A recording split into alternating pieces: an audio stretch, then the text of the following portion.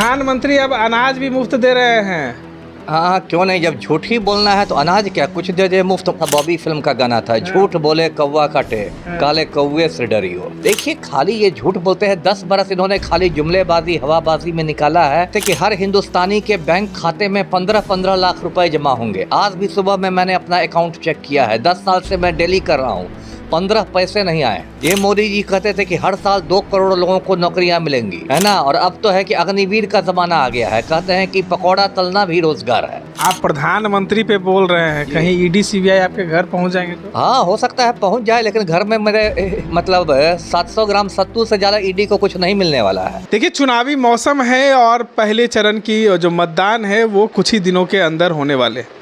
अब एक तरफ इंडिया गठबंधन है तो दूसरी तरफ एनडीए गठबंधन। लगातार जो है इंडिया गठबंधन के तमाम घटक दल जो है मैनिफेस्टो जारी कर रहे हैं, वहीं आज एनडीए ने भी अपना मैनिफेस्टो जारी किया। देखिए मैनिफेस्टो में काफ़ी कुछ है। 80 करोड़ लोगों को जो है मुफ्त अनाज मिलेंगे, रोज़गार की भी बात की गई है, और जो लगातार जो है तमाम मोदी जी कहते थे कि हम लोगों का विकास करेंगे, तो अब मैनिफेस्टो में विकास भी लिखा हुआ है। हम इन तमाम मुद्दों पर आज चर्चा करेंगे। हमारे साथ पूर्व IPS अमिताभ दास जी हैं।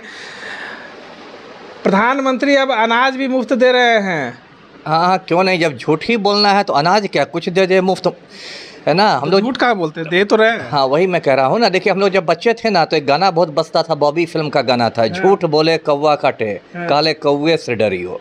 मोदी जी ने भी वो गाना सुना ही होगा, लेकिन एकदम इनको लगता है कि प्रधानमंत्री है तो काला कौवा मेरा क्या बिगाड़ेगा। लेकिन इनको भी झूठ बोलने से देखिए परहेज करना चाहिए। 10 साल तक मोदी जी ने खाली जुमलेबाजी और हवाबाजी में समय काटा है।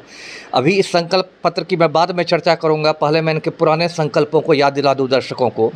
ये मोदी जी कहा करते थे कि 100 दिनों के अंदर विदेश से काला धन आ जाएगा देश का, है ना, और काला धन तो नहीं आया। कितने लोग भारत को लूट के भाग गए इनके समय में। विजय माल्या 5000 करोड़ रुपया लूट के भाग गया। नीरव मोदी 12,000 करोड़ रुपया लूट के भाग गया, है ना। ये जो है मेहुल चोकसी 800 करोड़ रुपया लूट के भाग गया, है ना। ये कहते हैं कि हम राम को लाए हैं, लेकिन विजय माल्या को नहीं ला पाएंगे, है ना। और देखिए ये कहते थे कि हर हिंदुस्तानी के बैंक खाते में 15-15 लाख रुपए जमा होंगे। आज भी सुबह में मैंने अपना अकाउंट चेक किया है, 10 साल से मैं डेली कर रहा हूँ, 15 पैसे नहीं आए। ये मोदी जी कहते थे कि हर साल 2 करोड़ लोगों को नौकरियां मिलेंगी, है ना, और अब तो है कि अग्निवीर का ज़माना आ गया है। कहते हैं कि पकौड़ा तलना भी रोज़गार है। ये मोदी जी कहते थे कि 100 स्मार्ट सिटी बनेगी देश में, एक भी स्मार्ट सिटी का आप नाम बताइए, है ना। कहते थे कि बुलेट ट्रेन चल जाएगी, एक भी बुलेट ट्रेन का नाम। वंदे भारत चलाए ना, तो वो बुलेट ट्रेन है। ट्रेन तो इस देश में बहुत साल से चल रहा है, वंदे भारत बुलेट ट्रेन ने ना है। ठीक है, तेज़ रफ्तार वाली तो ट्रेन उसके पहले भी थी, शताब्दी थी, राजधानी थी, बहुत सारी रफ्तार की थी, तेजस थी, बहुत सारी ट्रेन है। देखिए खाली ये झूठ बोलते हैं, 10 बरस इन्होंने खाली जुमलेबाजी हवाबाजी में निकाला है, और अभी भी मतलब आप क्या कहें। इसी के लिए बिहार में एक शब्द है ना, थेथर शब्द, ऐसे ही लोगों के लिए बना है। क्या आप क्या कर रहे हैं? 370 हटा दिए। अरे 1000 वादे जब आप कीजिएगा तो 1-2 वादा तो पूरा कर ही दीजिएगा ना। लेकिन 370 हटने से आम आदमी को क्या पता चला, आम आदमी को क्या फ़ायदा हुआ? जो सड़क का आदमी है, जिसको नौकरी नहीं है, जिसका घर का चूल्हा नहीं जल रहा है, गैस सिलेंडर इतना महंगा है, वो क्या कश्मीर में जाकर सेब का बागान खरीद लेगा? जब 370 हटा था तो सोशल मीडिया पर सारे अंधभक्त नाच रहे थे फेसबुक पर कि अब तो हम लोग भी जाके कश्मीर में सेब का बगीचा खरीद लेंगे, है ना। न नौकरी का पता, न इसका पता, गैस सिलेंडर खरीद नहीं पा रहे हैं, सेब का बगीचा अयोध्या में राम मंदिर ले आए। हाँ तो सब झूठी बात है, तो आप जाए, है ना।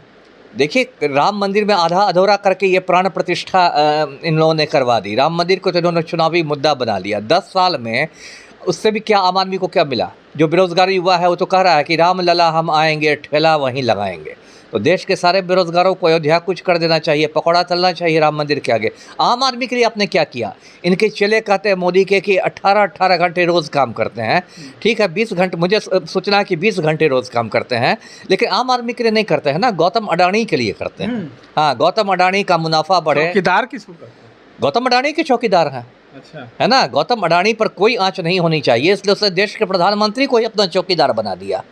आप प्रधानमंत्री पे बोल रहे हैं, कहीं ईडी सीबीआई आपके घर पहुंच जाएंगे तो? हाँ हो सकता है पहुंच जाए, लेकिन घर में मेरे मतलब 700 ग्राम सत्तू से ज़्यादा ईडी को कुछ नहीं मिलने वाला है ना। तो ईडी वाले जब्ती सूची भी बनाएंगे तो लिखेंगे कि 700 ग्राम जीरा युक्त सत्तू, ईडी की नाक कटेगी और ईडी की बहुत मतलब जग हंसाई होगी जी।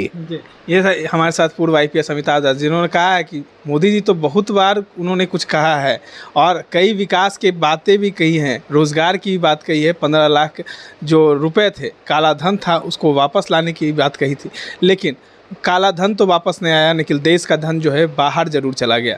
अब देखना ये होगा कि इस बार चुनाव में देश की जनता क्या किसका साथ देती है। इस तरह के तमाम अपडेट्स के लिए बने रहे देशवा न्यूज़ के साथ।